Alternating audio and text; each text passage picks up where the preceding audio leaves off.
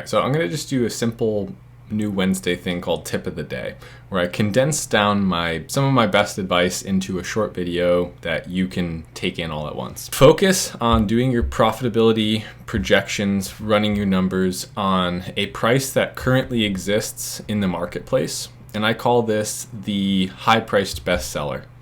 And so if I was to go onto any Amazon market and then I was to look at only the organic listings, keep in mind, I could go and use something like Helium 10 to filter out sponsored listings, only look at organic, and only look at the top 35 listings. Top half of page one is where those organic sales are being made, meaning they're definitely making at least some profit from those sales. Who's to say what their ads are doing yet? We can calculate that stuff later. Maybe next Wednesday we'll talk about ads. But when you're doing your profitability projections, use the highest price that currently exists on page one, but don't go any higher than that.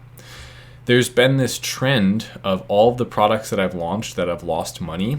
I estimated that I could sell for more than what was currently in the market because I had differentiated, I had, in my eyes, added some value to my product that my competitors didn't have.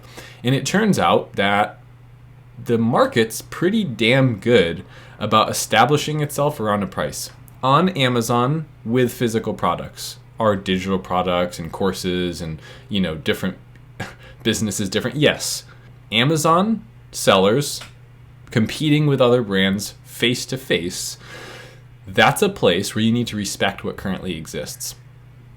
If you can price higher, let it be icing on top of the cake. But for someone like me who's a bit risk adverse, I want to go into a market knowing that if I have to price as much as Sally's selling for, then I'll still make money.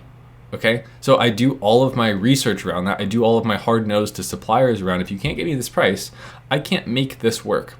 So use the highest price bestseller that organically ranks on page one to do your profitability calculations, and that will potentially save you thousands of dollars worth of mistakes.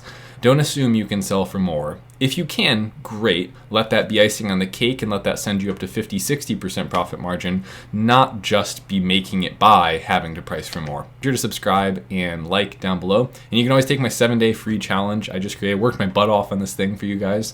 I want to create something of massive value that'll help you actually, in a quick amount of time, just 1 week, get to understand what an opportunity of a product looks like so you can move on and start actually working on the business, or know how much you need to save up, or how to keep looking for those opportunities so when passes you by, you can execute on it. Otherwise, thanks. See you in the next one. Later.